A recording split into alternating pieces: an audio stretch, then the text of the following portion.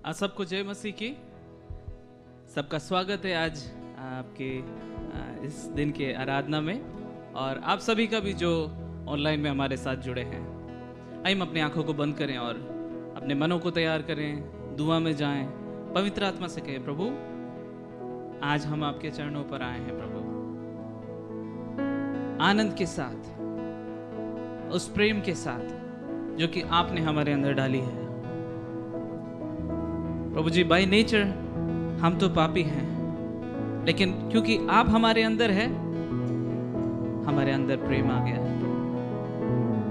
प्रभु जी, हम तेरे धन्यवाद देते हैं आज के दिन के लिए, हम सबको प्रभु जी जीवित रखने के लिए प्रभु जी। और मैं विश्वास करता हूं प्रभु कि प्रभु जी आप हमारे बीच में हैं अपने वायदे के अनुसार। प्रभु जी आज की आराधना में प्रभु जी आप मुख्य व्यक्ति हो। प्रभु आज की आराधना, आज की सभा आप पर फोकस हो, आप पर केंद्रित हो। प्रभु हर एक बातों में प्रभु जी आपको महिमा देते हैं, आदर देते हैं। प्रभु जी हमारा जीवन सब कुछ प्रभु जी, सब कुछ के द्वारा प्रभु जी हम आपको महिमा देते हैं। यीशु मसीह के नाम में मांगते हैं, आमीन आमीन आमीन। क्यों ना अपने स्थानों पर खड़े हो जाएं और आनंद के साथ प्रभु के महिमा के लिए, उसकी आराधना के लिए कुछ गीतों को गाएंगे और उसकी महिमा करेंगे। जो हमारे साथ ऑनलाइन में जुड़े हैं उनको भी मैं एनकरेज करना चाहता हूँ कि वो हमारे साथ आराधना में जुड़ें और पूरा सम्मिलित होकर प्रभु की आराधना करें। इस गीत को गाएंगे, आराधना हो आत्मा से, आराधना हो सच्चाई से।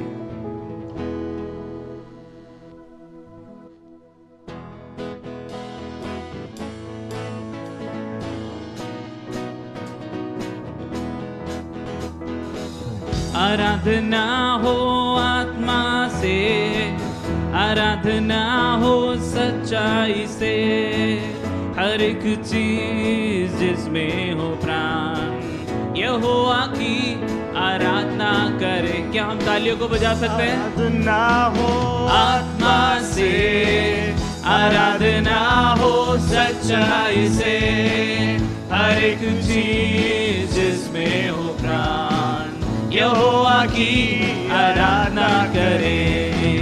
आराधना हो आत्मा से। यहोवा राफा वो है तेरा चंगाई देने वाला, चंगा करता हाथों से छूकर हाथों उसके पास, बहता उसका लहू के तले, बहता बहता उसका लहू क्रूस के तले, आए जो भी उसके पास देता वो छुटकारा। आराधना हो आत्मा से, आराधना हो सच्चाई से, हर एक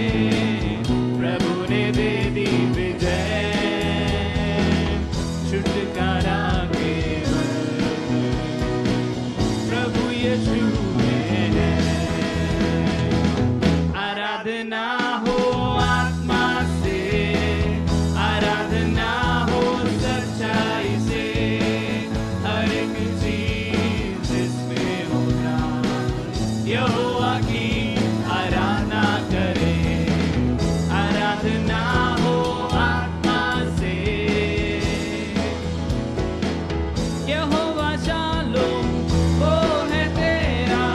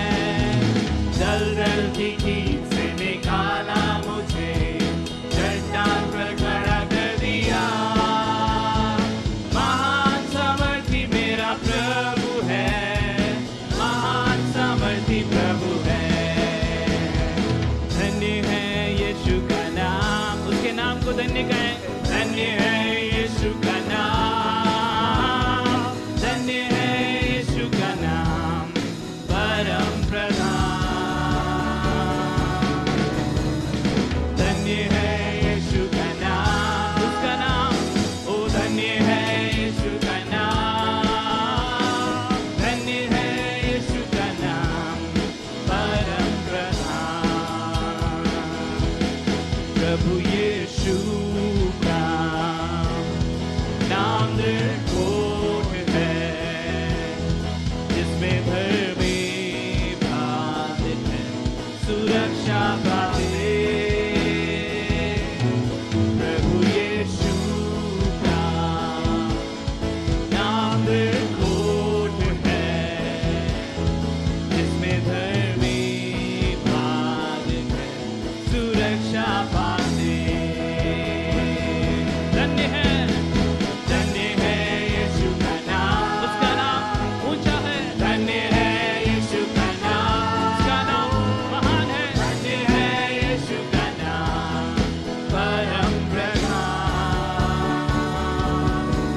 ओ धन्य है यीशु का नाम, धन्य है यीशु का नाम, धन्य है यीशु का नाम, परम प्रधान।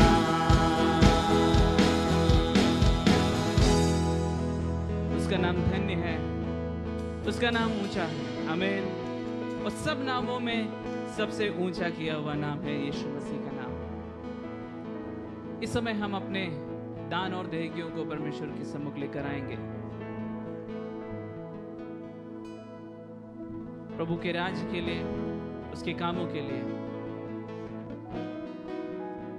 और इस बात से ज्यादा बढ़कर इस बात को ध्यान करते हुए कि प्रभु ने हमें सामर्थ दिया है, हमें शक्ति दी है, हमें जिंदा रखा है, और उसकी आशीष हमारे जीवनों में है, हमारे खतों पर है। सो हम इस गीत को गाएंगे, जिसका जो गीत यूं कहता है, भजने के लिए सृजे गए हम उसकी आराधना करने के लिए बनाए हैं। ये गीत ऐसा कहता है। अंकित थोड़ा मदद कर देंगे लिरिक्स के लिए।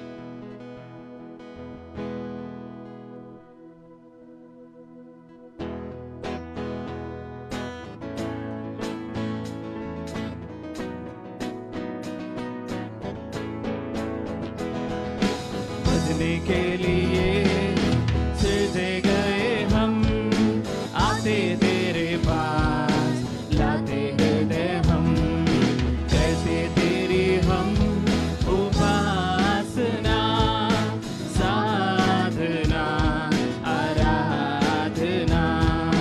भजने के लिए सृजे गए हम, आते तेरे पास, लाते हृदय हम, करते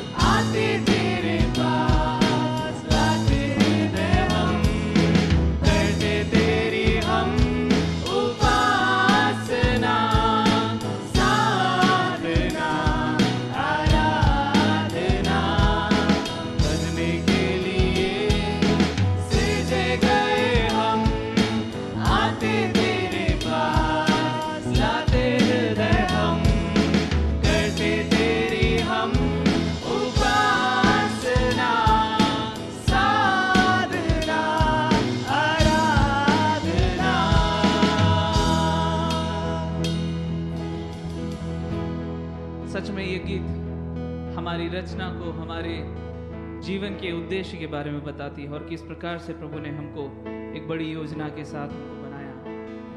हम चाहे कोई भी अपने टाइटल हो हमारे पास, चाहे वो आप कोई भी काम कर रहे हो, लेकिन आपका बनाने का परमेश्वर का उद्देश्य उसकी उपासना करना है, उसकी आराधना करना है। क्यों ना अपनी आंखों को बंद करें इस समय उस प्रभु की ओर नजर लगाए। सारी नजर, आपकी आत्मिक नजर प्रभु की ओर हो, क्योंकि वो आपकी आराधना के योग्य है। उसको महिमा दें, उसको आदर दें।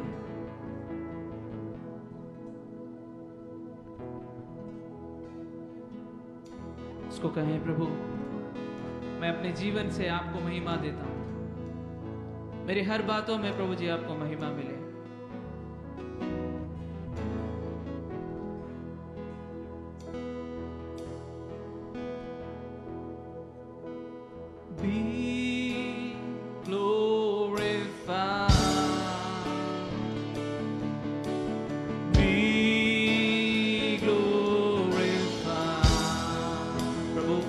देते हैं आप।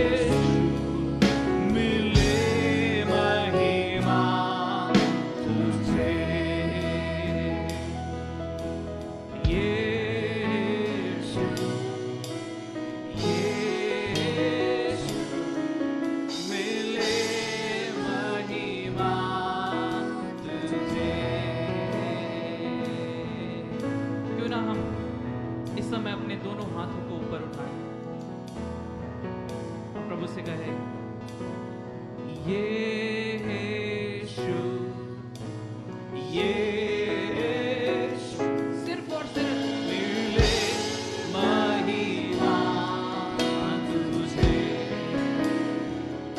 ओ यीशु, आपकी आवाज और ऊंचा उठे। यीशु, सिर्फ और सिर्फ महिमा तुझे। यीशु, हाँ यीशु, वो सुंदर नाम, वो पवित्र नाम, वो आदर के योग्य नाम, यीशु।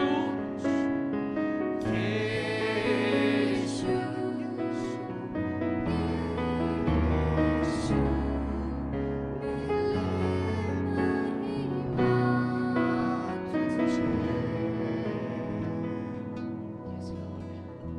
प्रभु जी धन्यवाद प्रभु। हम आत्मा में एक होना चाहते हैं आपसे, जैसे मूसा आपसे बातें करता था वैसे हम बात करना चाहते हैं प्रभु आपसे। आपको महिमा देते हैं प्रभु। प्रभु जी हम खुद की महिमा ना करें मगर आपकी महिमा कर सके प्रभु। हमारे पास जो आशीषें हैं उसका बड़ाई ना करते लेकिन आपकी बड़ाई कर सके प्रभु। हमारे पास जो संसाधन है उसको घमंड ना करके आपका और मेरा जो रिश्ता है उस पर मैं घमंड कर सकूं।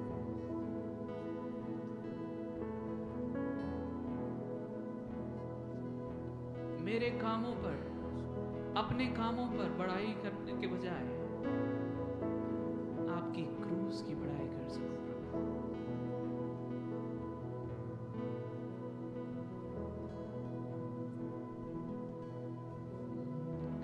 गाते पावन पावन पावन, हम गाते पावन पावन पावन। आइए मिलकर कहें, हम गाते पावन पावन पावन है मेमना।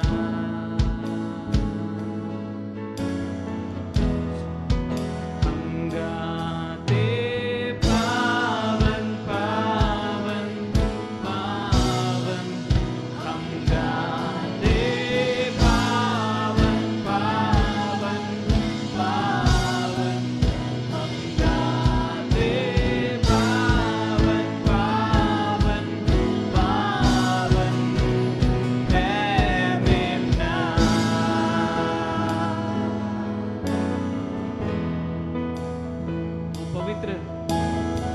वो पवित्र पवित्र सेनाओं का यहोवा, और इस परमेश्वर ने उस मेमने को वो स्थान दिया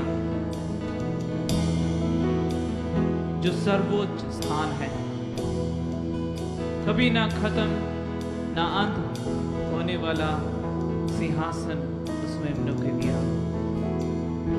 प्रभु जी हम आपकी बड़ाई करते हैं, महिमा करते हैं, ऊंचा उठाते हैं अपने जीवनों से, अपनी बातों से, अपने व्यवहारों से।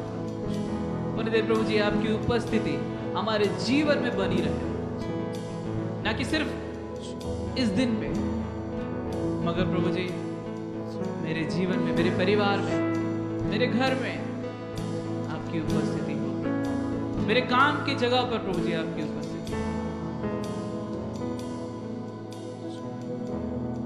प्रभु आज की सभा को प्रभु जी हम आपके हाथों में देते हैं प्रभु। और दे प्रभु जी सभा के दौरान भी प्रभु आप हमसे बातें करें प्रभु जी, अपने वचन से बात करें प्रभु जी।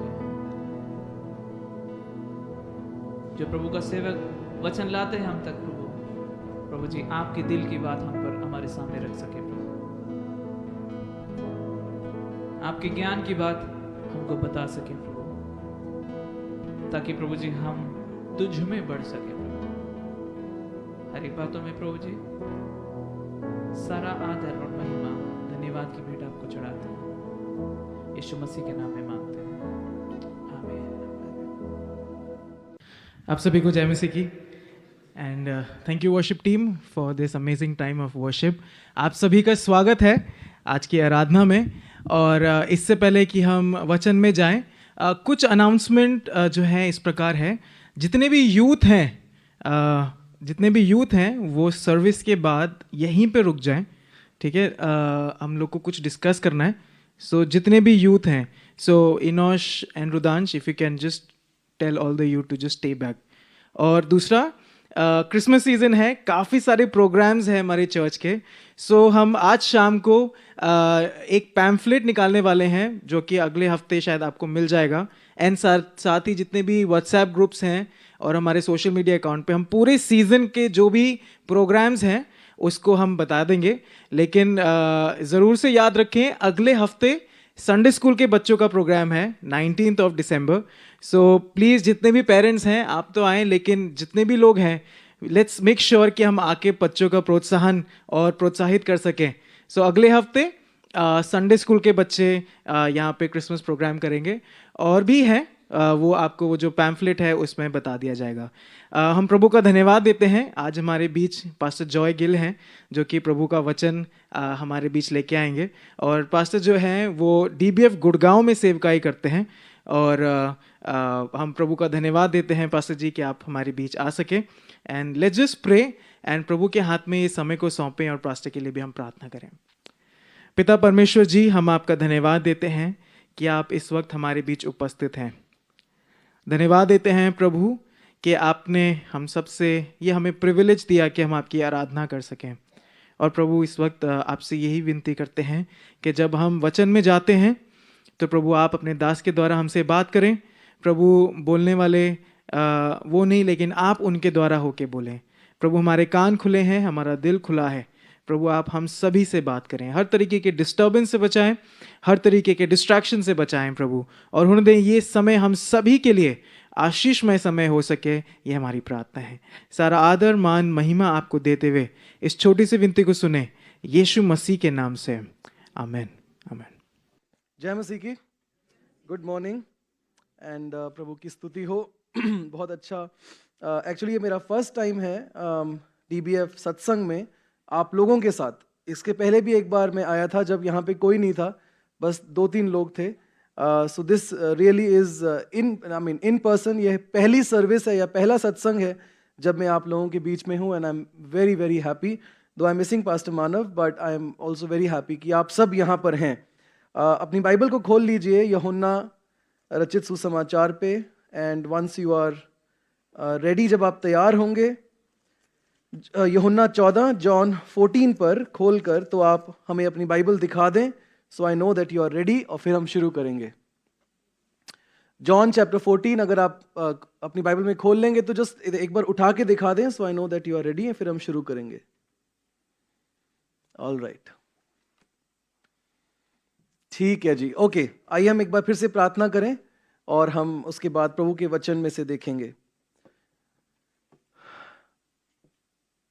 हे महान और सामर्थी परमेश्वर, आदर और महिमा के योग्य, हमारी जिंदगियों को चलाने वाले और हमें हमारी मंजिल तक पहुंचाने वाले प्रभु, आपके नाम की स्तुति हो।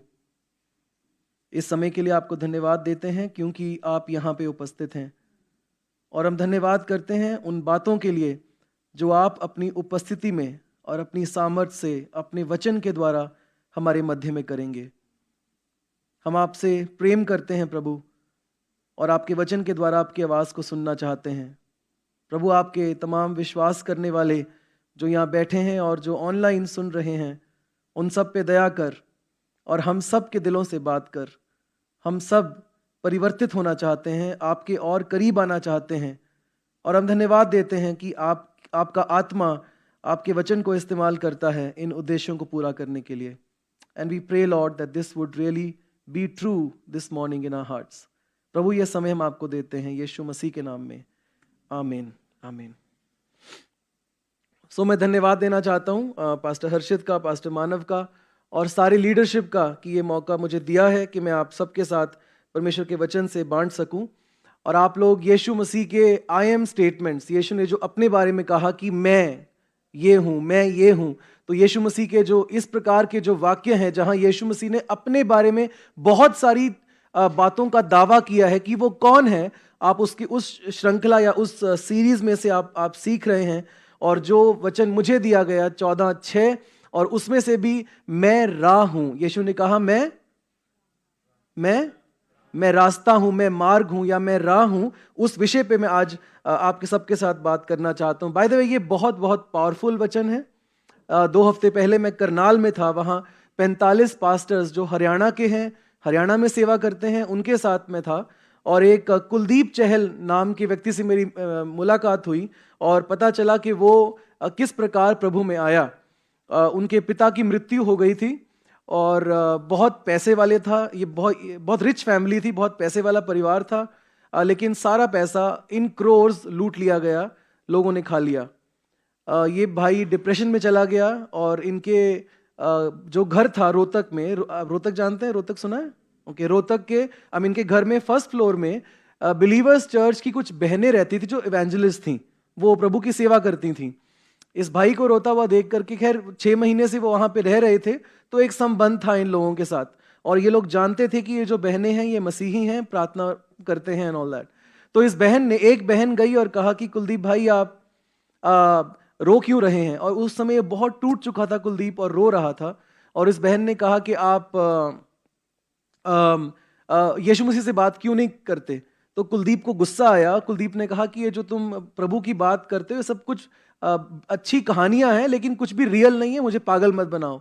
और वो बहन चली गई। वो फिर कुछ समय के बाद आई और ये परेशान तो था, डिप्रेशन में तो था ही। उसने फिर कहा कि आप यीशु मसीह से बात क्यों नहीं करते? वो फिर भड़क गया, पर इस बार इसने चैलेंज किया, यीशु से बात करो। इस बहन ने कहा, साउथ इंडिया की बहन थी, हिंदी टूटी फूटी थी, लेकिन मन में प्रभु है और संदेश है और मिशन है और गोल है कि टूटे हुओं को नया जीवन देने के लिए प्रभु यीशु मसीह आया है। हमारा मकान मालिक टूटा हुआ है, क्यों ना इसको बताएं यीशु मसीह के बारे में। सारी कहानी वो बहन जानती थी, यीशु मसीह से बात करो। उस रात 2 बजे कुलदीप को प्रभु के दर्शन हुए और प्रभु ने कहा, मैं मार्ग, सत्य और जीवन हूं। अगले दिन कुलदीप बहन के पास सुबह सुबह गया और कहा कि बहन, सच में प्रभु बात करता है। और उसके बाद कुलदीप का जीवन बदल गया। उसकी माँ, जो अब तक कुलदीप को बोलती थी कि जाओ बैठो, प्रार्थना में बैठो, अब उसकी माँ कुलदीप से नफरत करने लगी, क्योंकि कुलदीप प्रभु यीशु को लेकर के सीरियस हो गया था, क्योंकि यीशु ने कुलदीप से बात कर ली थी। उसकी माँ ने अगले ही दिन आस पड़ोस के लोग इकट्ठा किए और ऊपर गई, उन लड़कियों का, जो मिशनरी सिस्टर्स थीं, उनका बर्तन उठाए, उनके कपड़े उठाए, उनको लिटरली गली में फेंक दिया और कहा, यहां से निकल जाओ। लेकिन कुलदीप का दिल तो प्रभु जीत चुका था। कुलदीप ने बहनों की मदद की, इनको शहर से बाहर एक कमरा दिलाया। उसके बाद इसकी माँ देखने लगी कि कुलदीप घर से सुबह निकलता है, देर रात में आता है, दिन भर कहाँ रहता है, वहां प्रार्थना में जाता है। कुलदीप का जीवन बदल गया, लेकिन कुलदीप का परिवार उसके अगेंस्ट हो गया। एक दिन कुलदीप की माँ बीमार पड़ गई, काफी पैसे खर्च हो गए और उनके पैर में यहाँ कुछ तो प्रॉब्लम थी, I don't know exactly what, but कुछ तो प्रॉब्लम थी। तो उसकी माँ ठीक नहीं हो पा रही थी। तो कुलदीप एक नया विश्वासी है, प्रभु के वचनों को पढ़ता है, उस पर विश्वास करता है। कभी कभी हम लोग पढ़ते हैं बट विश्वास नहीं करते, अमल नहीं करते, लेकिन वो तो पढ़ता है, प्रभु ने मुझसे बात की है रात को 2 बजे, तो जो कुछ वचन में लिखा है सच ही होगा। प्रभु, मैं यहोवा, मैं तेरा यहोवा, चंगा करने वाला परमेश्वर हूं। उसने विश्वास कर लिया। बाय द वे, कभी कभी हमारे जीवन में ज्ञान होता है, विश्वास नहीं होता, और जब विश्वास नहीं होता तो उसके अनुसार हम चल नहीं सकते। खैर, कुलदीप ने अपनी माँ से कहा कि मम्मी, प्रभु यीशु से प्रार्थना क्यों नहीं करती? उसकी मम्मी ने बोला, भाग जा, तुझे मारूंगी मैं।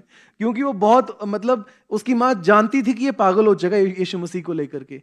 पर कुलदीप ने, जैसे वो बहन इंसिस्ट कर रही थी, कुलदीप अपनी माँ को इंसिस्ट कर रहा था, मम्मी यीशु मसीह ठीक कर सकता है। तो उसकी माँ ने बोला, अगर मैं ठीक होती हूँ तो क्या प्रॉब्लम है? तो उसकी माँ ने बोला, चलो। और उस कुलदीप ने खुद वहां पे अपनी माँ के लिए प्रार्थना की। पहला दिन कुछ नहीं हुआ, दूसरा दिन कुछ नहीं हुआ, तीसरा दिन कुलदीप की माँ ठीक हो गई। हालेलुया। आपके यहाँ हालेलुया बोलते हैं? Okay, hallelujah. ओके। उसके बाद अगले दिन कुलदीप की माँ ने उस लड़कियों को फोन किया और कहा अपने बर्तन लो, कपड़े लो और ऊपर वापस आ जाओ। हालेलुया। परमेश्वर अद्भुत कार्य करता है। मैं ही मार्ग, सत्य और जीवन हूं। ये जीवन देने वाले शब्द हैं, ये जिंदगियां बदलने वाले शब्द हैं और सचमुच प्रभु यीशु मसीह मार्ग है। 2007 तक मैं भी एक मार्ग पे चल रहा था, मैं भी एक रास्ते पर चल रहा था, जो रास्ता मुझे लग रहा था कि ये रास्ता सही है, ये रास्ता मेरे लिए है और मुझे ये रास्ता पसंद है, मैं इस रास्ते पर चलूंगा। लेकिन प्रभु ने जीवन के हालात मेरी जिंदगी में ऐसे लाए कि मुझे पंजाब छोड़कर यहाँ पे दिल्ली आना पड़ा काम को लेकर। बाय द वे सीपी ही वो जगह थी जहाँ मैं पहले आया था। यहाँ पे कालीबाड़ी अपार्टमेंट्स आप जानते होंगे, तो कालीबाड़ी अपार्टमेंट्स में मेरी बुआ रहती है, अब वो लोग कहीं और शिफ्ट हो गए हैं, बट वहाँ मेरी बुआ के पास में आया था यहाँ पे काम ढूंढने के लिए। मुझे काम मिल गया और प्रभु ने चाहा कि दिल्ली नहीं गुड़गांव मेरी जगह होगी, तो तुरंत मैं गुड़गांव शिफ्ट हो गया था। सो गुड़गांव इज़ द प्लेस जहाँ मैंने प्रभु को जाना। 2007 में एक बाइबल स्टडी चल रही थी। मैं अपने ऑफिस में काफ़ी परेशान था। शॉर्ट में बता रहा हूँ क्योंकि मुझे समय का पालन करना है। शाम को 4 बजे मुझे एक फ़ोन आता है और एक आंटी मुझे बोलती हैं कि तुम तो नए हो, अकेले हो, नए हो इस शहर में, तो क्यों ना शाम को आओ, हमारे यहाँ बाइबल स्टडी चल रही है। तो मुझे बाइबल स्टडी से कोई मतलब था नहीं और एक्चुअली मैं कैथलिक था। पहले मेरे दादा सरदार थे, फिर वो सिख थे, फिर हम कैथलिक परिवार में मेरा जन्म हुआ, कैथलिक ही मेरा सोच विचार सब कुछ था। तो कहा कि क्यों ना तुम आओ हमारी बाइबल स्टडी में। और मैं उस समय 4 बजे जब फोन आया, परमेश्वर हमारी जिंदगी में हालातों को उत्पन्न करता है कुछ करने के लिए, और कभी कभी उसमें दुख और आंसू भी होते हैं। जिस समय मुझे फोन आया था, मैं उस समय बैठ करके रो रहा था अपने ऑफिस में। मेरी फैमिली को लेकर कुछ बहुत बड़ी प्रॉब्लम चल, आई वाज क्राइंग। उस समय फोन आता है और दीपा आंटी ने मुझे बोला कि आप हमारे होम ग्रुप में आ जाओ, हमारे बाइबल स्टडी में आ जाओ। तो खैर उस शाम को मैं बाइबल स्टडी में गया और जब मैं कमरे में गया, वहाँ 15 लोग, रोमियो 5 स्टडी कर रहे थे। उन सबके गोद में बाइबल थी और इतने गंभीरता से वो बाइबल को स्टडी कर रहे थे कि मुझे शर्म आई कि मैं अपने आप को विश्वासी कहता हूँ, क्रिश्चियन कहता हूँ, मेरे पास बाइबल है तक नहीं। आई डोंट इवन ओन, मेरे पास बाइबल है ही नहीं है। और ये लोग बाइबल को पढ़ने के लिए इतने गंभीर, इतने सीरियस है, मुझे शर्म आई। और उस शर्म के मारे मैंने सोचा मैं यहाँ पे हर हफ्ते आऊँगा। और मैं हर हफ्ते जाता, मैं रेगुलरली गया। और 2-2.5 महीने के अंदर अंदर एक शाम जब पास्टर अरविंद जो उस बाइबल स्टडी को ले रहे थे, एक पल्लवी नाम की दूसरे विश्वास से आई प्रभु में नई विश्वासी से बात कर रहे थे। और उस बहन ने पूछा, पल्लवी ने पूछा कि पास्टर हम सुसमाचार गॉस्पल करते, दूसरों को बताएं कैसे, एग्जैक्टली कैसे बताएं उनको। तो पास्टर अरविंद ने अपने हाथों से कुछ इशारा किया था और मैं वो कभी भूलता नहीं हूँ। हालांकि ये बाइबल स्टडी के बाद समोसा खाते वक्त ये बात हो रही थी। बाइबल स्टडी मुझे समझ में नहीं आई, लेकिन बाइबल स्टडी के बाद जब समोसा खा रहे हैं, 2 लोग आपस में बात कर रहे हैं, मैं खाली सुनने वाला हूं। पल्लवी ने पूछा सुसमाचार दूसरों को कैसे बताएं, तो पास्टर अरविंद ने जवाब दिया, सुसमाचार मुख्य रूप से यह है, परमेश्वर ने मनुष्य को बनाया, मनुष्य परमेश्वर से दूर हो गया, फिर परमेश्वर ने अपने पुत्र को भेजा इस खोए हुए मनुष्य को वापस ले आने के लिए। जब मैंने वो सुना, ऐसा लग रहा था कि कुछ पत्थर है जो टूट के बिखर गया, कोई दरवाजा है जो खुल गया, कोई अंधकार है जो मिट गया और मुझे प्रभु का प्रेम समझ में आ गया। उस रात मैंने प्रभु को जाना, उस रात मेरा रास्ता प्रभु ने खुद बदल दिया। क्योंकि प्रभु जब हमें चुनता है, वो हमें परिवर्तित कर देता है। वो हमें बदल नहीं देता, वो हमें मात्र बदल नहीं देता, वो मुर्दे को जीवित कर देता है। वो एक नया जीवन देता है, एक नई आत्मा देता है, एक नया दर्शन देता है, एक नया जोश देता है। वो हमारे अंदर अपनी आत्मा को भर देता है और फिर हम उस जुनून के साथ पागल हो जाते हैं उस प्रभु के लिए। जब प्रभु ने कहा मैं मार्ग हूं, मैं राह हूं, इसमें ये बहुत बड़ा सत्य है यदि हम समझ पाएं तो। पर उसके लिए पहले हमें यह सोचना होगा कि मेरा मार्ग प्रभु के मार्ग से बेटर नहीं है, प्रभु का मार्ग मेरे मार्ग से बेहतर है। और मुझे मेरा मार्ग छोड़ना है, मुझे प्रभु के मार्ग पे चलना है। बहुत सारी बातें हैं जो आज इस बहुत ही सुंदर वचन से हम सीख सकते हैं। इसका मैं आपको संदर्भ बता दूं, पहली बात तो यूहन्ना इस पत्री को लिखता, यूहन्ना अपने सुसमाचार को लिखता है, उस जमाने में एक सोच विचार बड़ा फैल रहा था कि परमेश्वर मनुष्य नहीं बन सकता। उस समय में जब ये पत्री लिखी गई, यीशु मसीह के धरती पर आने के लगभग 90 साल बाद जब ये सुसमाचार जब लिखा गया, उस समय एक विचारधारा बहुत फैल रही थी कि God can not become man, परमेश्वर मनुष्य नहीं बन सकता। इसलिए हम जानते हैं यूहन्ना अपने सुसमाचार की शुरुआत कैसे करता है, आदि में वचन था, वचन परमेश्वर के साथ था, वचन ही परमेश्वर था और वचन देहधारी हुआ, क्योंकि वो उस गलत विचारधारा को तोड़ना चाहता है। परमेश्वर है, लेकिन परमेश्वर मनुष्यों को बचाने के लिए मनुष्य भी बन सकता है, और वो बना। और जो काम करने के लिए वो इस धरती पे आया था, वो काम उसने पूरा किया। और प्रभु यीशु मसीह के बारे में इस सुसमाचार में हम ये देखते हैं, प्रभु ने जो शिक्षा देनी थी, जो उसके बाद हम देखते हैं एक चमत्कार प्रभु ने किया, लाजरस को जिंदा किया था, याद है आपको? और लाजरस को जीवित करने का जो चमत्कार था, वो बहुत बड़ा चमत्कार था। उस चमत्कार से प्रभु यीशु मसीह सबकी आंखों में आ गया, और यीशु मसीह प्रसिद्ध होने लगा, और बहुतों की आंखों में खटकने लगा। और लोगों ने, अधिकारियों ने, लीडर्स ने यीशु मसीह को पकड़वा कर उसे मारने का विचार शुरू किया, और अपना काम उन्होंने शुरू किया। और यीशु मसीह भी उस मृत्यु से बच नहीं रहे हैं। यीशु मसीह मरने के लिए ही धरती पर आए हैं। तो यीशु मसीह भी बहुत ही योजना बनाकर, बड़ी प्रतिबद्धता के साथ, बड़ा पूरा प्लान बनाकर, क्योंकि यीशु मसीह का भी मिशन है क्रूस पे मरना है और दुनिया को बचाना है और पिता के क्रोध को ठंडा करना है। तो यीशु मसीह अपनी मृत्यु के बारे में उनको बताते हैं, चेलों को समझाते हैं। खैर समझ तो उन्हें नहीं आता, लेकिन अपनी बाइबल के अंदर देखो, यूहन्ना 13 के अंदर, यूहन्ना 13 का 33, my children I will be with you only a little longer. मेरे बच्चों, मैं तुम्हारे साथ बस थोड़ी देर तक रहूंगा। तुम मुझे ढूंढोगे, लेकिन जहां पे मैं जा रहा हूं वहां तुम नहीं आओगे। चेलों का ना प्रभु के साथ संबंध बड़ा गहरा था, बड़ा अच्छा था। सब कुछ तो वो समझ नहीं पा रहे हैं, लेकिन प्रभु से प्रेम तो करते हैं, नो डाउट करते हैं प्रभु से प्रेम। गहराई नहीं है, पकड़ नहीं है, जड़ नहीं है, लेकिन है, रिश्ता तो है। 3 साल से आखिर वो एक साथ जी रहे हैं। तो पतरस ने कहा, प्रभु तू कहां जा रहा है? और प्रभु ने उनको वो बहुत, और आप जानते हैं पतरस बहुत बोलता था, तो बेसिकली प्रभु अपने जाने की बात, मैं जाने वाला हूं, I am going to die and I am going, मैं जा रहा हूं छोड़कर।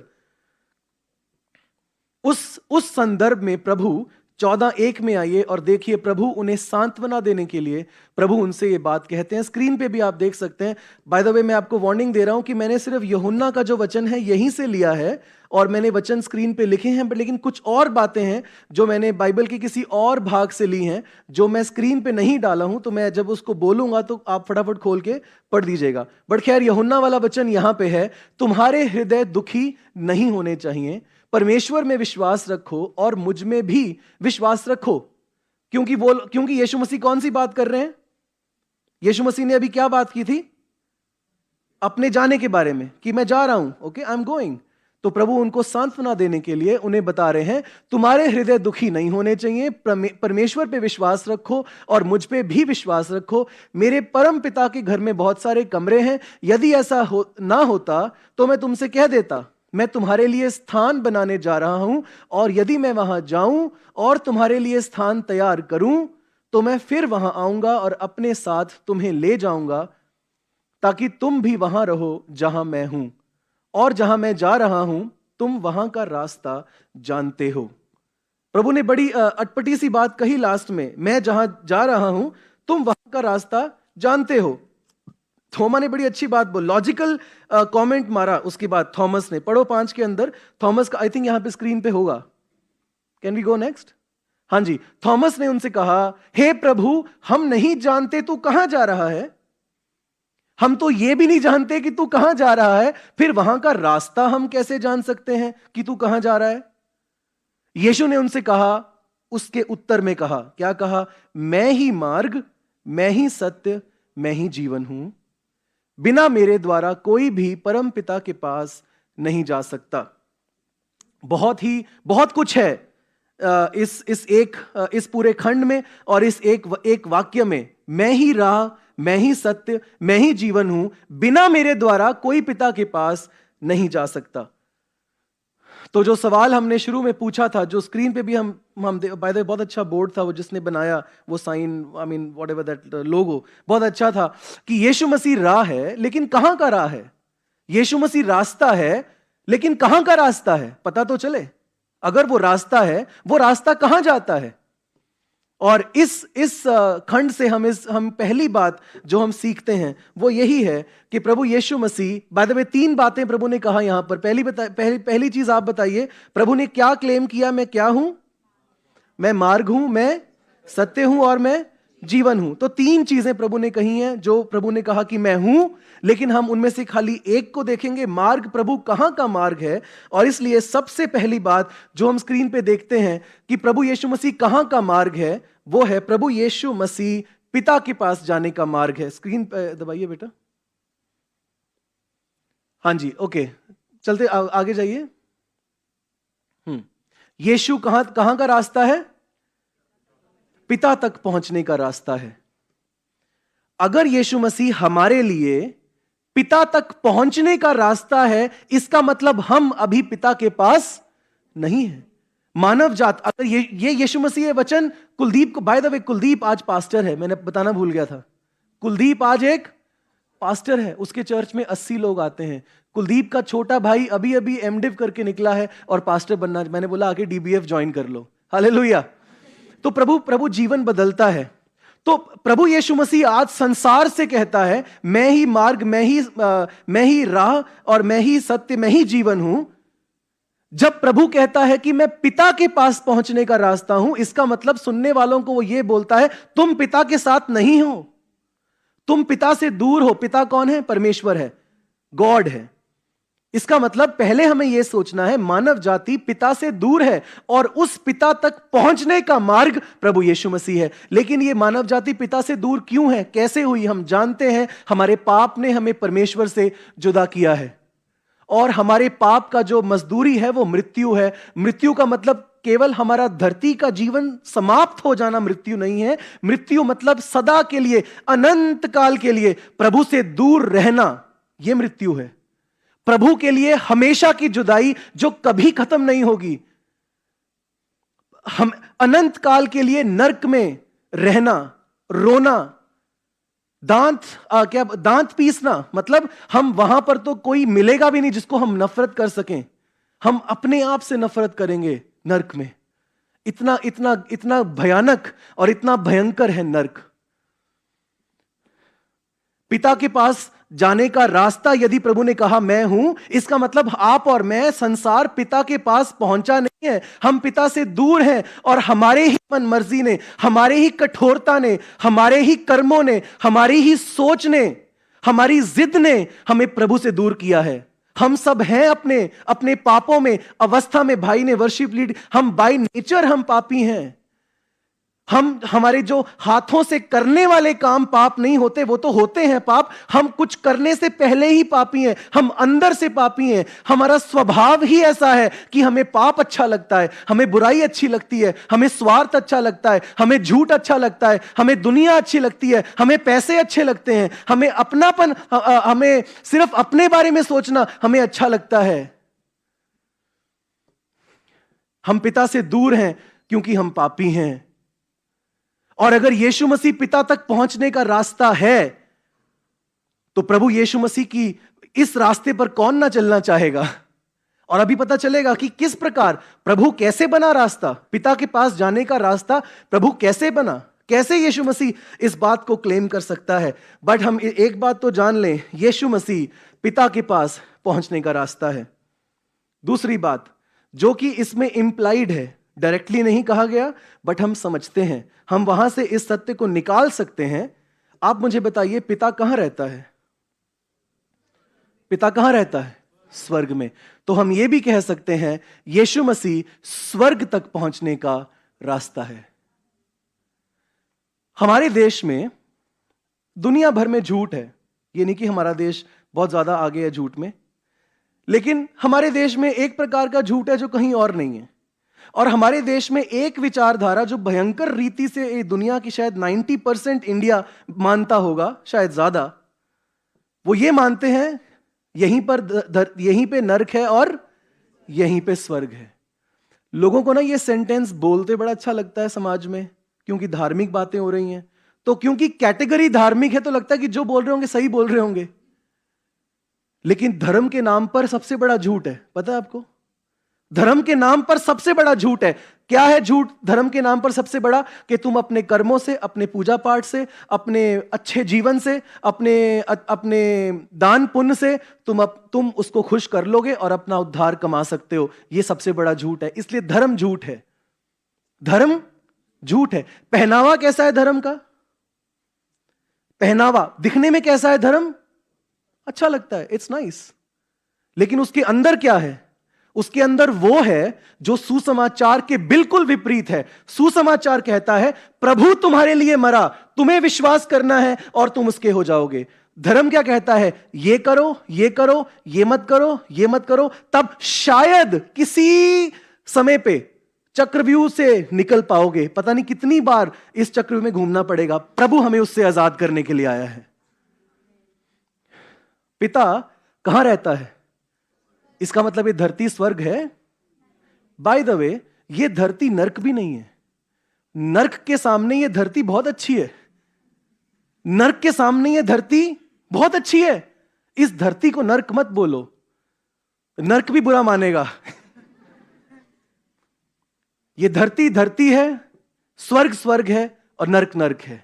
इस समय हम पिता के पास नहीं पहुंचे हैं, हम पिता से दूर हैं हमारे पाप की वजह से, और पिता स्वर्ग में रहता है। हालेलुया। और पिता स्वर्ग में अपने सिंहासन पे बैठा है और पवित्रता, धार्मिकता के साथ वो न्याय करता है।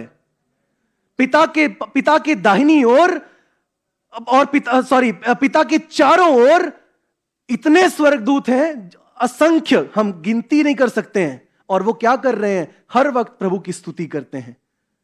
स्वर्ग में कुछ भी गलत नहीं होता। एक बार हुआ था स्वर्ग में अनर्थ, और आप जानते हैं उसका नतीजा क्या निकला। इसलिए पिता स्वर्ग में है। हम केवल शायद प्रकाशित वाक्य 5, प्रकाशित वाक्य 7 से थोड़ा बहुत आइडिया लगा सकते हैं स्वर्ग कैसा होगा। पता तो तब चलेगा हम जब पहुंचेंगे उस महिमा में, जब हम प्रवेश कर जाएंगे।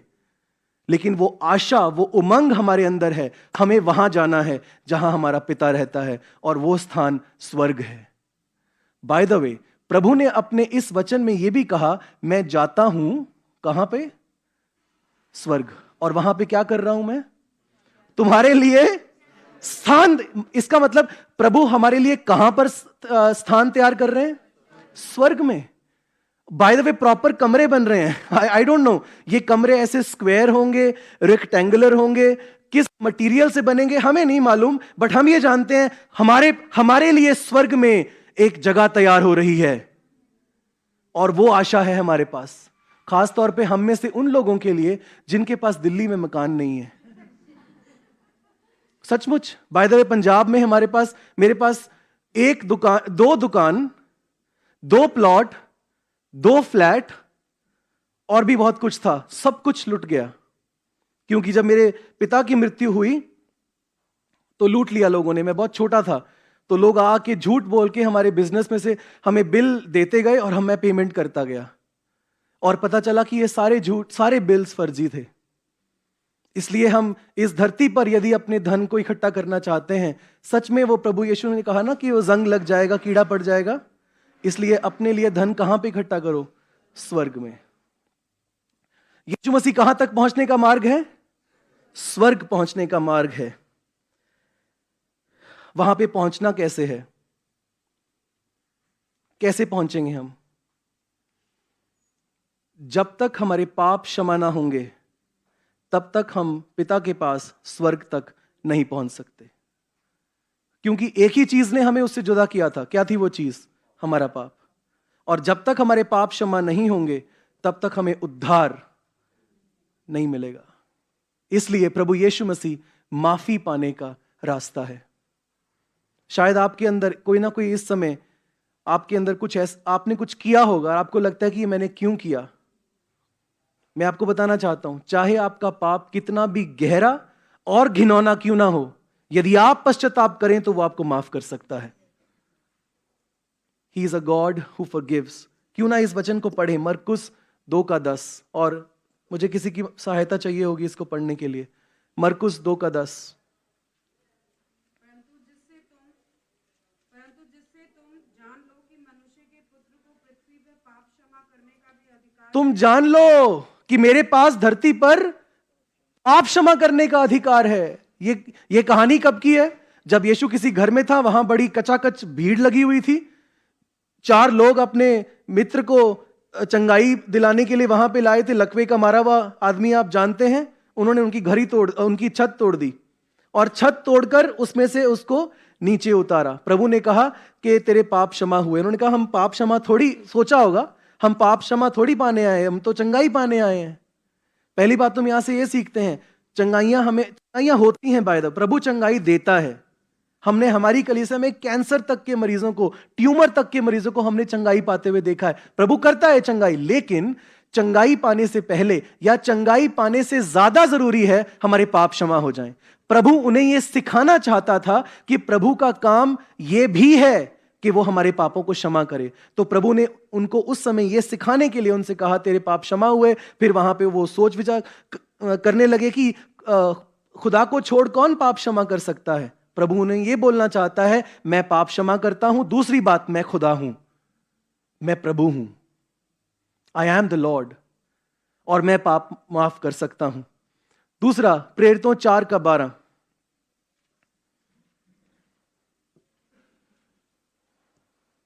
और किसी दूसरे के द्वारा उद्धार नहीं, क्योंकि स्वर्ग के नीचे मनुष्य में और कोई दूसरा नाम नहीं दिया गया जिसके द्वारा हम उद्धार पा सकें। ओके, स्वर्ग के नीचे, धरती के ऊपर यीशु नाम को छोड़ कोई और नाम नहीं दिया गया जिससे हमारे पाप माफ हो सके। मेरे प्रियो, यहां पर जो लोग बैठे हैं और जो हमें सुन रहे हैं, यदि आपके जीवन में कोई ऐसी बात है जो प्रभु में आने के बाद आप आज भी उस पाप को बार बार कर रहे हो, सबसे पहले आपको अपने उस पाप को करना छोड़ना है। प्रभु का नाम लेकर और जानबूझकर पाप करना, इसमें नुकसान हमारा है। नीति वचन 28:13 में ऐसे लिखा है कि जो अपने अपराध छिपा लेता है उस पर नहीं, लेकिन जो अपनी गलती को मानकर उसे छोड़ भी देता है उस पर दया की जाएगी। अगर आप अपना पाप खाली मान के बैठे हो, समझ गए बोल रहा हूं, आप खाली अपना पाप मान के बैठे हो, मैं मानता हूं कि मैं ही करता हूं, बस उतना ही काफी है, एक्सेप्ट कर लिया। एक्सेप्ट ही नहीं करना, रिनाउंस करना है। समझ में आ रहा है मैं क्या बोल रहा हूं? मान लो अपने पाप को। कभी कभी हम मानते बड़ी आसानी से, पता क्यों? क्योंकि सामने वाले को पता है कि मैं कर ही रहा हूं, तो मानना ही बेटर है। मानना बहुत बड़ी उपलब्धि नहीं है, कईयों के लिए मानना ही बहुत बड़ी बात होती है, लेकिन मानना बहुत बड़ी उपलब्धि नहीं है। प्रभु की दया से, प्रभु के आत्मा से उसे छोड़ देना। क्योंकि जब मरियम को जब दर्शन हुए तो यही था कि वो अपने लोगों को उनके पापों से आजाद करेगा। इसलिए मेरे प्रियो, अगर यहां पे कोई है, अगर आप किसी ढीठ क्या बोलते हैं उसको, ढीठ पना वाला पाप होता है ना, कि ढीठ होके आप कर रहे हो, सबसे पहले आप छोड़ दीजिए। प्रभु की सहायता को मांगे, प्रभु के आत्मा की सामर्थ्य को मांगे, अपने कलीसिया के अगुओं या किसी मेंटर की सहायता को रियली अप्लाई करें अपने जीवन में और उस पाप से निकल जाएं और विश्वास करें कि प्रभु आपको माफ कर देगा। और उस जो वहां पे जो जिस प्रकार आप उस पाप को प्यार करते थे, उसके स्थान पर एक नया प्रेम वो आपकी जिंदगी में भर देगा और आप प्रभु के प्रेम में और आगे बढ़ सकते हो। प्रभु आपके पापों से आपको आजाद करने के लिए आया और वो आपको माफ कर सकता है। प्रभु यीशु मसीह मार्ग है, बट कहां का मार्ग है? वो पिता तक पहुंचने का मार्ग है, वो स्वर्ग तक पहुंचने का मार्ग है, वो माफी पाने का मार्ग है। और आगे, जैसे मैंने आपको ऑलरेडी बताया, प्रभु यीशु मसीह पाप से निकलने का मार्ग है। प्रभु यीशु मसीह पाप से बचने का रास्ता है। खाली, जैसे मैंने आपको पहले बताया, खाली पाप को हमें मानना नहीं है, पाप को छोड़ना भी है। जब तक यीशु से प्यार ना होगा तब तक जीवन से पाप नहीं जाएगा। जब तक आपको यीशु से गहरी मोहब्बत नहीं होगी तब तक आप पाप से नफरत नहीं कर सकते। हमें पाप के स्थान पर किसी अच्छे काम को नहीं रखना है, हमें पाप के स्थान पर प्रभु यीशु को रखना है, ताकि फिर हमें प्रभु अच्छा लगे और प्रभु के काम अच्छे लगे, प्रभु के लोगों की संगति अच्छी लगे, हमें प्रभु की शिक्षा अच्छी लगे, हमें प्रभु की सेवा अच्छी लगे। अगर आप पाप में फंसे हुए हो, आपको किसी फॉर्मूला की जरूरत नहीं है, आपको किसी एक नई दोस्ती की आपको जरूरत नहीं है, आपको किसी अच्छे हैबिट्स को डालने की जरूरत नहीं है। अगर आप पाप में फंसे हुए हो, आपको प्रभु यीशु मसीह की जरूरत है। और पांचवा, प्रभु यीशु मसीह। अब तक जरा आप मेरे पीछे इसको बोल सकते हैं। 5 बातें हमने देखी हैं, 4 बातें शुरू से पढ़िए। नंबर 1,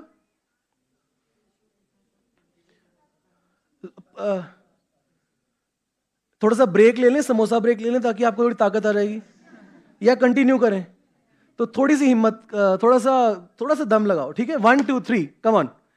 यीशु पिता तक पहुंचने का रास्ता है, यीशु स्वर्ग तक पहुंचने का रास्ता है, यीशु माफी पाने का रास्ता है, यीशु पाप से बचने का रास्ता है, आगे यीशु पवित्र बनने का रास्ता है। आप देख पा रहे हैं कि किस प्रकार हम ऐसा, इसको अगर हम ध्यान से नोट करें, हम किस प्रकार आगे आगे बढ़ते जा रहे हैं। हमने अपने पापों को मान लिया, हमने पापों को छोड़ दिया, हम अब पवित्र बनते जा रहे हैं। बाय द वे, परमेश्वर आपको, यीशु मसीह पे आपने विश्वास किया ना, इसकी वजह से परमेश्वर आपको पहले से ही पवित्र देखता है। जब परमेश्वर आपको देखता है तो परमेश्वर आपसे पहले किसको देखता है? यीशु मसीह को देखता है। और यीशु मसीह की धार्मिकता, पवित्रता, सुंदरता, सिद्धता चमक रही है परमेश्वर के सामने, उसके पीछे आप खड़े हो। लेकिन प्रभु क्या चाहता है? आपके सामने जो प्रभु खड़ा है, उसकी जो सुंदरता है, उसकी जो खूबसूरती है, उसकी जो सिद्धता है, उसकी जो परफेक्शन है, उसका असर आपके ऊपर आता जाए और आप भी प्रभु के समान बनते जाओ। पवित्र बनने का मतलब है यीशु मसीह के समान बनना।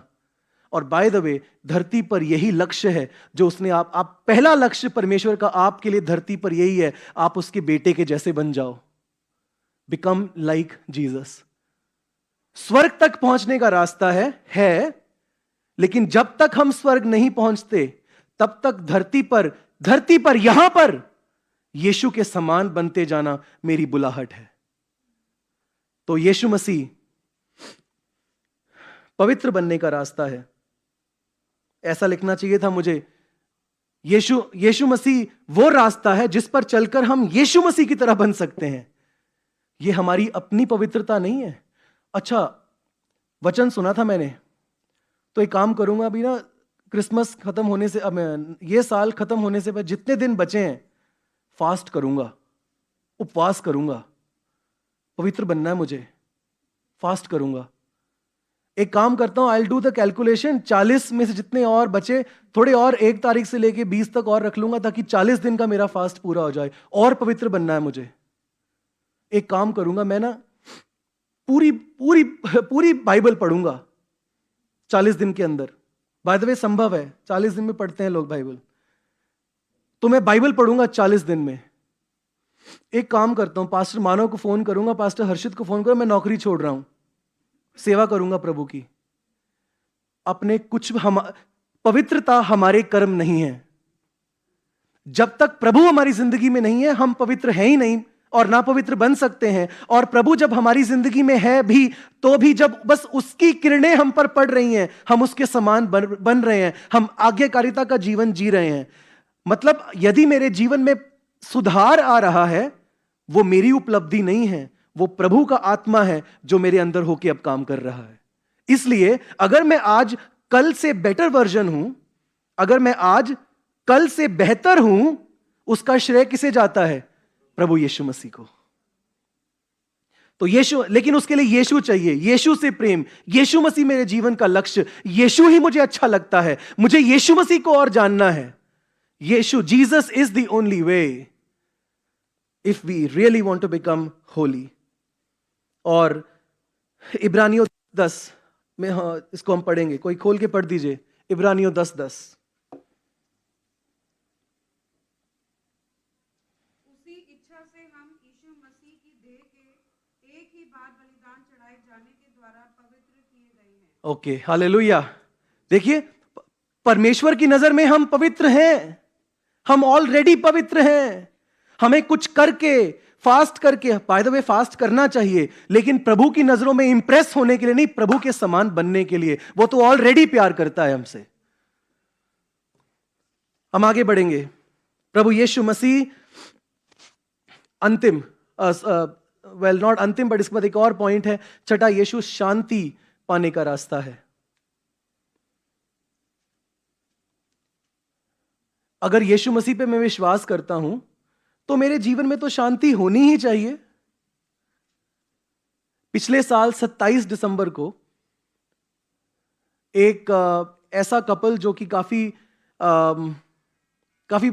बिजनेस परिवार से, एक पति और पत्नी विश्वास में आए। कोविड के दौरान यूहन्ना रचित सुसमाचार पढ़ने लगे। क्रिश्चियन फैमिली नहीं था, ओके, मसीही परिवार से नहीं थे वो लोग। कैंपस क्रूसेड का एक मिशनरी के द्वारा यूहन्ना रचित सुसमाचार पढ़ने लगे, और व्हाट्सएप, क्योंकि मिल तो सकते नहीं थे, ये लास्ट ईयर की बात है, जब कोविड आया था, मिल नहीं सकते थे, तो व्हाट्सएप के ऊपर यूहन्ना रचित सुसमाचार को काफी स्टडी किया। वचन पढ़ने का इतना असर हुआ उनके ऊपर, by the end of December उन्होंने फैसला किया हमें बैप्टिज्म चाहिए। तो हमारे चर्च में आए और वो मिशनरी भी आए और हमने उनसे बात की, और वो काफी ज्यादा पूरी तरह से इंटरेस्टेड थे कि उनको बैप्टिज्म चाहिए। मैंने उनसे एक बात पूछी, आपको क्यों बैप्टिज्म चाहिए? उन्होंने बोला, क्योंकि हम इसलिए यीशु मसीह पे विश्वास कर रहे हैं क्योंकि हमारी जिंदगी में बहुत पैसा है, बट हमारी जिंदगी में शांति नहीं है। जब से हमने प्रभु के बारे में सुना है, हमारी जिंदगी में शांति आई है। लेकिन एक अजीब सी बात हुई।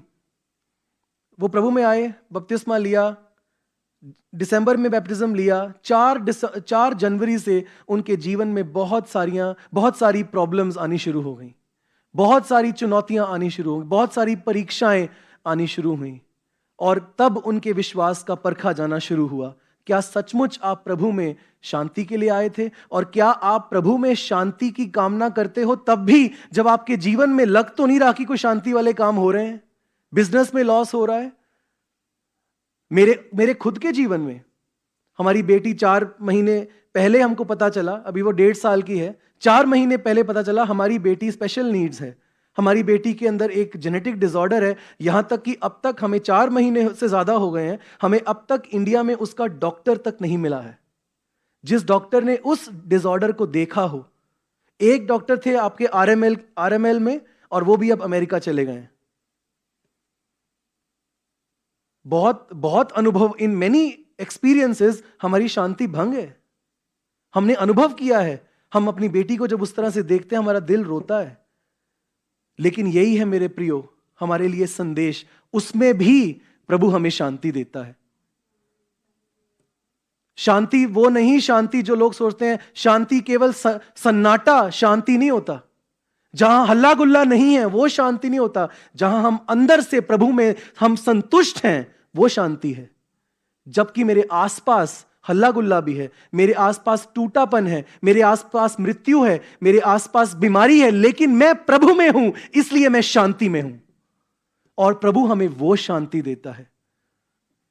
आपके जीवन में डिस्करेजमेंट होगा, आपके जीवन में बहुत सारी परेशानियां आएंगी, आपका विश्वास परखा जाएगा, लोग आपको मिसअंडरस्टैंड करेंगे, यहां तक कि कभी कभी आपके जीवन में जो हो रहा है उसको लेकर के आप डिसइल्यूजन, आपको समझ नहीं आएगा कि हो क्या रहा है। प्रभु उसके मध्य में हमें शांति देता है। और खास तौर में पिछले 2 महीने से मैंने और मेरी पत्नी ने महसूस किया है, एक अद्भुत शांति हम महसूस कर रहे हैं, क्योंकि हम ट्रस्ट करते हैं हमारी बेटी होने से पहले उसकी बेटी है, और परमेश्वर हमारी जिंदगी में हालातों को लेकर के आता है क्योंकि प्रभु उनके द्वारा हमारी जिंदगी में कुछ और अच्छा करना चाहता है। हम ये जानते हैं, जब बाइबल बताती है कि वो शांति का राजकुमार है, तो वो शांति का राजकुमार है, और वो ही हमारी शांति का स्रोत है, वो ही हमारी शांति है।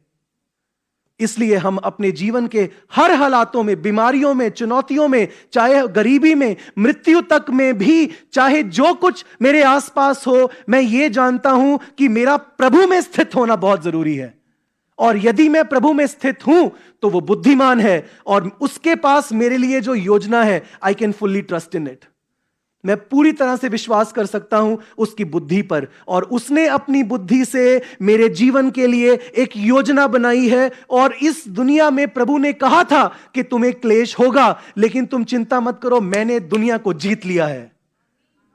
मेरे प्रियो, प्रभु यीशु मसीह हमें बहुत ज्यादा प्रेम करता है, और हमें उसका प्रेम, मैं सच बता रहा हूं, हमें उसका प्रेम समझ नहीं आता। लेकिन जब आपकी जिंदगी में जो हो रहा है, जब वो समझ ना आए, प्रभु ने हमें सब कुछ समझने के लिए नहीं बुलाया, प्रभु ने हमें ट्रस्ट और सरेंडर करने के लिए बुलाया है।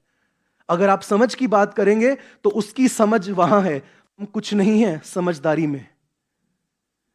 प्रभु ने कहा मेरे रास्ते और तुम्हारे रास्ते अलग है, मेरी सोच तुम्हारी सोच अलग है। इसलिए don't try to figure out everything. सब कुछ सॉर्ट आउट करने की कोशिश मत करो। जो कुछ सॉर्ट आउट होता हुआ नजर नहीं आ रहा, उसमें सरेंडर करना शांति है। उस पे विश्वास, उन हालातों में प्रभु पर विश्वास करना शांति को लेकर के आता है। यदि प्रभु यीशु मसीह आपके जीवन में है तो वो शांति का राजकुमार है। मुझे समाप्त करना है। प्रभु यीशु मसीह स्वर्ग जाने का रास्ता है। क्या आप विश्वास करते हैं स्वर्ग पे? यदि आप विश्वास करते हैं स्वर्ग पे, तो क्या आप स्वर्ग जाना चाहते हैं?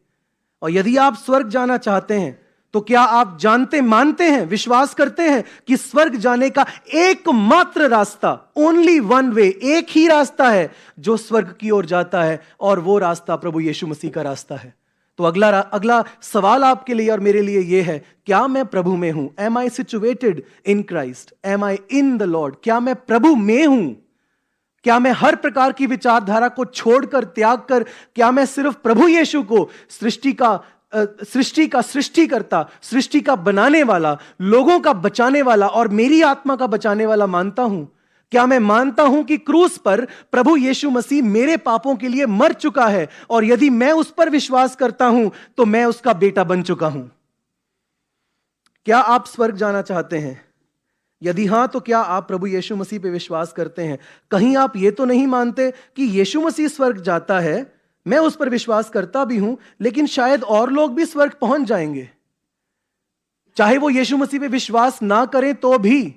कहीं ऐसा तो नहीं कि आप ये मानते हैं कि हां, यीशु मसीह पे विश्वास करो, शाबाश, लेकिन बाकी लोग भी जो अच्छे हैं, जो प्रभु का डर मानते हैं ओवरऑल, वो भी स्वर्ग में ही होंगे? सिर्फ और सिर्फ यीशु मसीह स्वर्ग जाने का रास्ता है। बहुत संकरा है ये रास्ता। बहुत संकरा, समझते हो? बहुत नैरो है ये रास्ता। बाइबल ये भी बताती है बहुत कम उस पे जाते हैं। And so are you happy to be the minority? क्या आप खुश हैं उन थोड़ों में से होकर जो दूसरों के सामने मतलब बहुत कमजोर लगते हैं क्योंकि थोड़े से हैं? हम लोग गरीब बच्चों के लिए एक स्कूल चलाते हैं। कल हमने एक नई बिल्डिंग ली है किराए पर, वो एक रिहायशी एरिया में है। उसके हमारे पास बच्चों को खेलने कूदने के लिए ग्राउंड नहीं है, तो हमने उसके बगल में एक प्लॉट है खाली, तो हमने सोचा उसके मकान मालिक से बात करते हैं। बहुत दिनों के बाद कल वो मकान मालिक मिला। उसने हमसे पहला सवाल, मुझे नहीं पता उसको कैसे पता चला, लेकिन उसका पहला सवाल ये था, आप मिशनरी लोग हैं? और वो हमारे खिलाफ काफी कुछ बोलने लगे। आस पड़ोस के 4 लोग आ गए और उन्होंने कहा, यहां पर अगर कोई भी मिशनरी एक्टिविटी हुई तो हम तुम्हें 1 दिन में यहां से निकाल के बाहर फेंकेंगे। मैंने उनसे कहा, अपने मन में कहा, उनसे तो नहीं कहा, अपने मन में कहा, हमारा परमेश्वर अपने सिंहासन पे विराजमान है।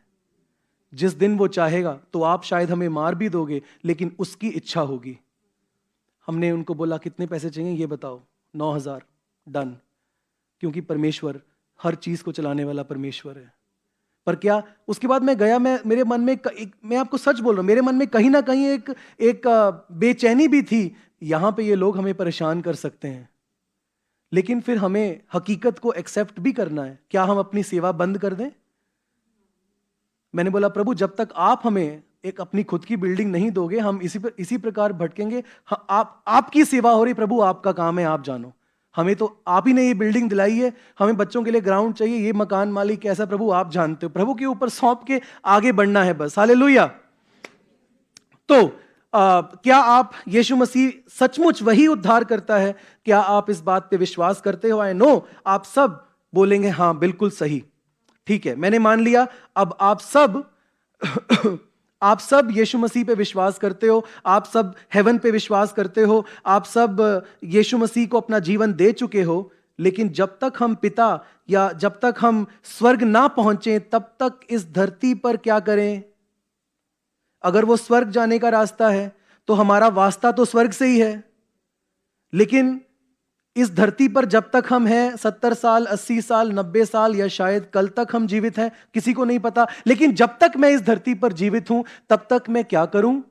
और यही मेरा अंतिम समय है, अंतिम पॉइंट है कि यीशु मसीह धरती पर एक पर्पसफुल लाइफ, उद्देश्य के साथ एक जीवन जीने का रास्ता है।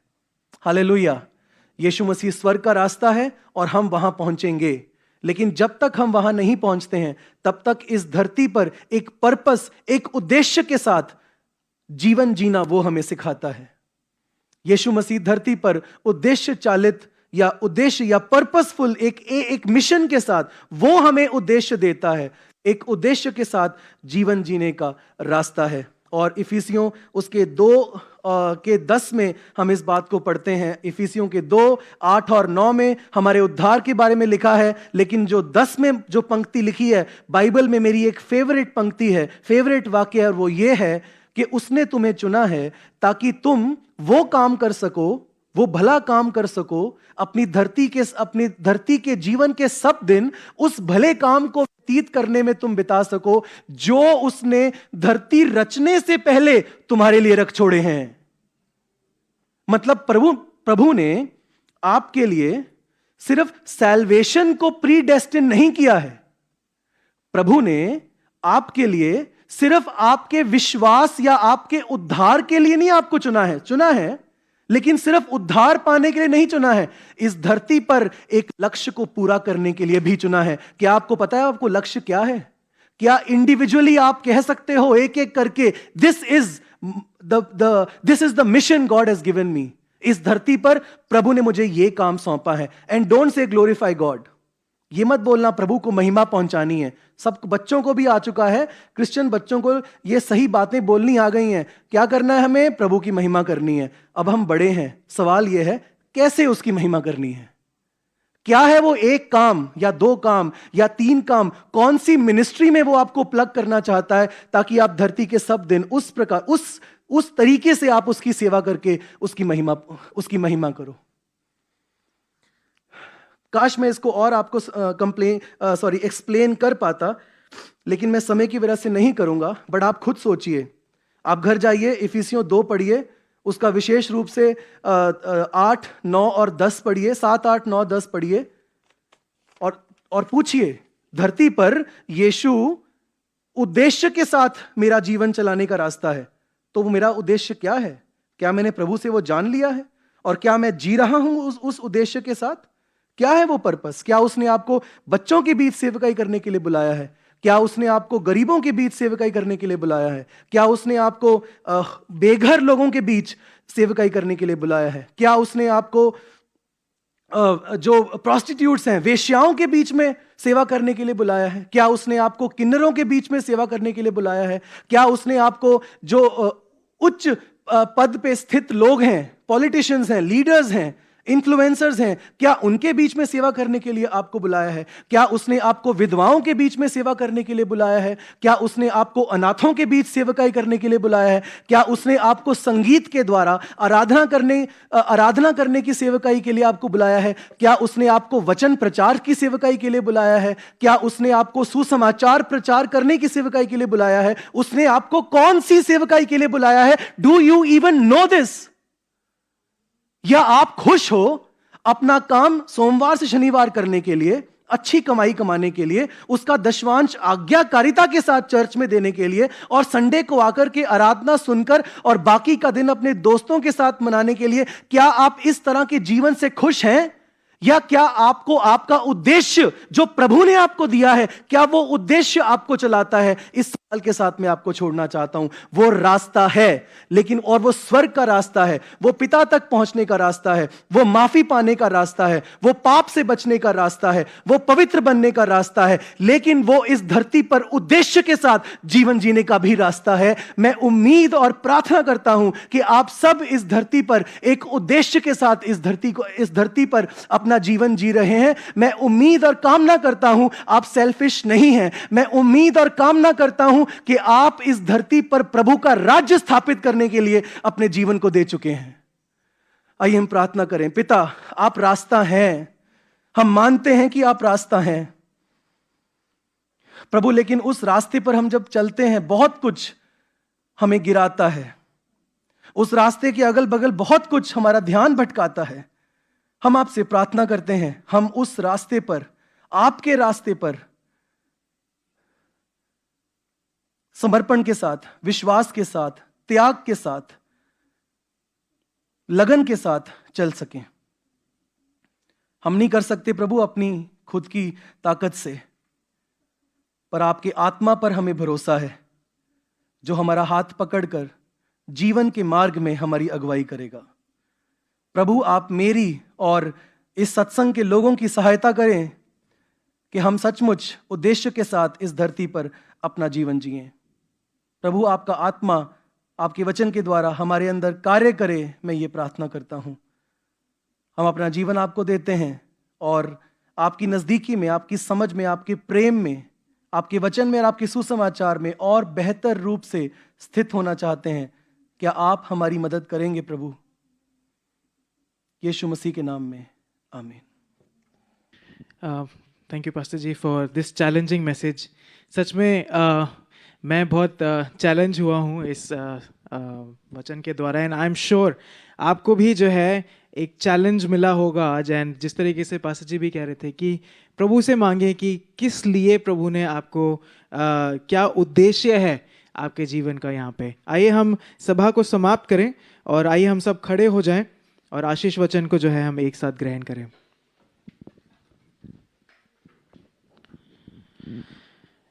अब जो तुम्हें ठोकर खाने से बचा सकता है और अपनी महिमा की भरपूरी के सामने मगन और निर्दोष करके खड़ा कर सकता है, उस एकमात्र परमेश्वर हमारे उद्धारकर्ता की महिमा और गौरव और पराक्रम और अधिकार हमारे प्रभु यीशु मसीह के द्वारा जैसा सनातन काल से है, अब भी हो और युगान युग होता रहे।